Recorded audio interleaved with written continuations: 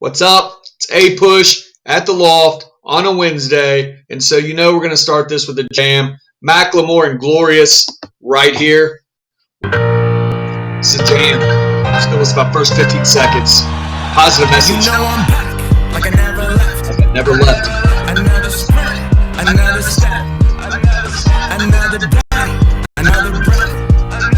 Been chasing dreams, but I never slept. So, A Push on a Wednesday. I love that song, especially the lyrics. So positive. It's a clean version there. All right, so today what we're going to be looking at are some period one stuff. I took some of your feedback, stuff that you wanted to talk about, and so I'm going to make sure I talk about those things really with period one. I'm going to hide this. There we go. I haven't done that yet. It's been there the whole time, and I've never hit it. Don't know why not. Why I haven't done that. All right, so period one, I was looking at the list, and there was a couple things that I feel are the most important and things that you listed that you wanted to talk about, so I wanted to make sure I talked about those things. I will put this up on Schoology. You'll see the link below the YouTube as well. So basically, I'm getting the class list, the work you all did together yesterday, Tuesday, and I'm going to put that in the list. It's going to be a nice study guide. We're going to try to do that with each of the 7 periods as we go through these weeks. We're not going to start period 2 till Thursday or Friday, but expect that to be an assignment every couple of days. Could be the only assignment for the day. Could be in addition to. I don't know. We'll see how it plays out. But real quick, from the list you all gave me on the discussion boards the other day, I want to talk about 2 things: the Encomienda system and the Columbian exchange. Okay, so let's look at that. The way I've got this detailed here, try to organize it. Let me see if my ugly mug's out of the way. It is. All right. So the Encomienda system, what is it? It's from the Spanish verb entrust. I did not know that, so learned something today. So what's a day if you're not learning something, System used in the Americas by Spain. Basically, what would take place, a conquistador takes a portion of land. The Native Americans living in that land would work for him. He could take their gold, use their labor, crops, whatever else in exchange. He would protect them and teach the Catholic religion and things like that. This was, of course, sanctioned by the Spanish crown at the time. And there's a primary source. I told you all when we went over some of this stuff earlier. Oh, got a text. Anyway, that like Las Casas would be the easy for me to say. Would be the guy that you would probably see as a primary source for this. And you'll be able to read about his feeling about the treatment of the Native Americans. Because really, why does this matter? It's in the period 1 stuff to know, so it matters. But this is basically started as a form of feudalism. Like you got the lord, the conquistador, and the serfs working the land. But there's some key differences there. And really what it was an exploitation of cheap labor that grew the wealth of the Spanish. All right. In theory, it was meant to be beneficial to both parties. It was not beneficial to both parties. It devolved into slavery. All right. So the Encomienda system, it's kind of that first system established in the New World by a European power that's basically enslaving the native people. And stay tuned to period 2 with the Pueblo Revolt, because a lot of ill feelings are going to be created out of that. So it's an initial form of labor that the Spanish used to exploit the Native Americans. All right. The other one, this is on every AP test ever. All right. So it's the Columbian exchange. What is it? Hopefully you all know what it is. I know you did it in like your Euro or World Civ classes, your previous classes. I know we talked about it at the beginning of the year.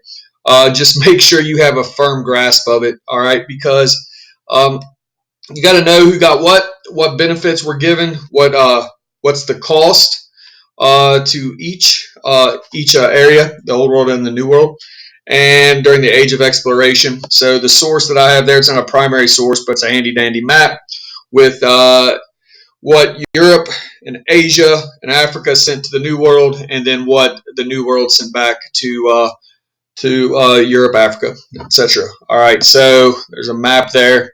And why does it matter? Basically, like the whole world was fundamentally changed. There's like times in history where like if this happens and nothing's ever the same. Columbus discovering the New World is one of those times. So Nothing was ever the same.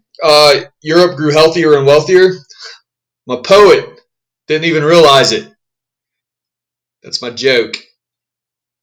Not funny. I can see the looks through the computer. Not funny. I tried. As a result of the new crops and animals that were brought over to the New World population was devastated by disease brought over from European smallpox, influenza. Other diseases took out a large portion of the Native American population. Some estimates up to 90%. So, like, that seemed like the end of the world to a lot of Native Americans. You talk about a world being turned upside down.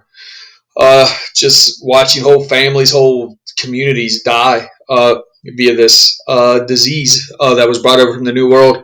Animals like the horse and all that were brought over, so the New World also adapted that way with the horse. The Plains Indians are going to use that, while Europe got like basically by healthier. They were eating more calories, potatoes, easy crop to plant, pig, bunch of not pigs so much, but like a bunch of new animals brought over. And so you have the turkey. You have a situation where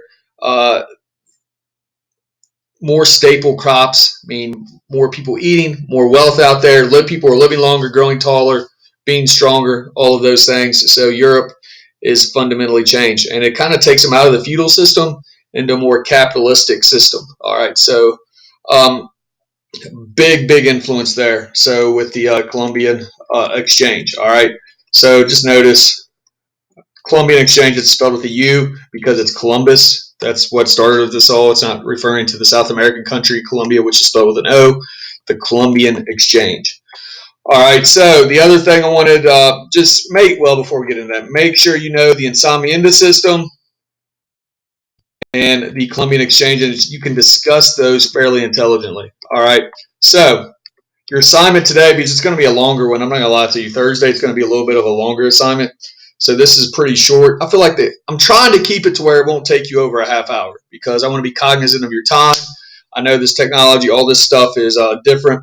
And those of you that are turning stuff in on time and quickly, I really appreciate that. I'm trying to get the grades in no later than 12 or so hours after you turn those in.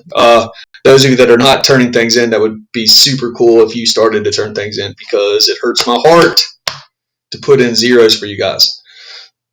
So anyway, short answer question. Here's the deal. I don't know what the A-Push test is going to look like. I'm not going to know till like the 1st of April, April Fool's Day. So there's a good chance, in my opinion, the majority of the questions may be these short answer type questions.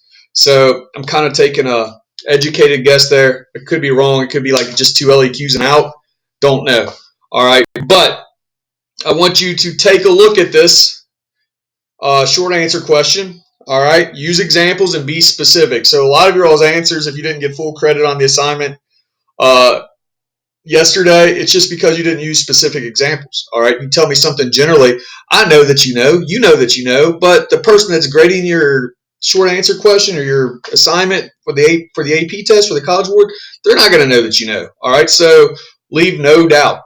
Leave no doubt. All right. Pretend that you are writing for somebody that has no idea what's going on. All right. I'm not saying write a book for all 3 of these. I'm saying to be specific in your examples and don't leave generalities out of it. All right. And this is stuff we'll tackle more as we know what the AP test is going to look like. But this is the period 1 wrap up, the short answer question. I want you to do this and get that submitted whenever you can today. All right. It is hump day. It's Wednesday. All right. So that's a day that's special to all camels. All right.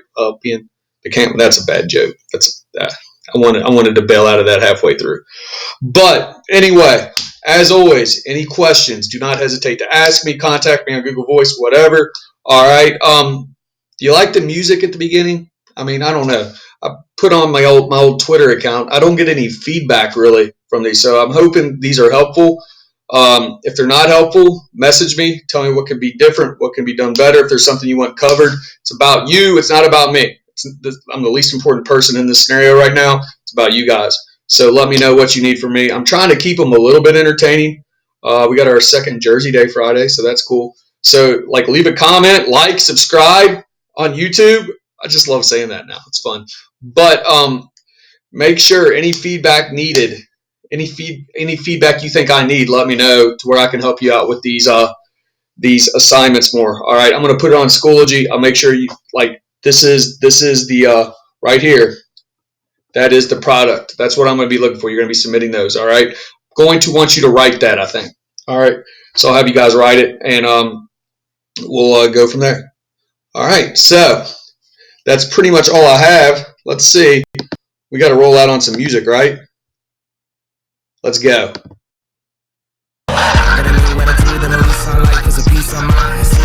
All about that positive attitude. Positive song right here. Stay positive. Breaks the day. We're blessed to be here. I'm blessed to have you all as students. Have a great day. See you later.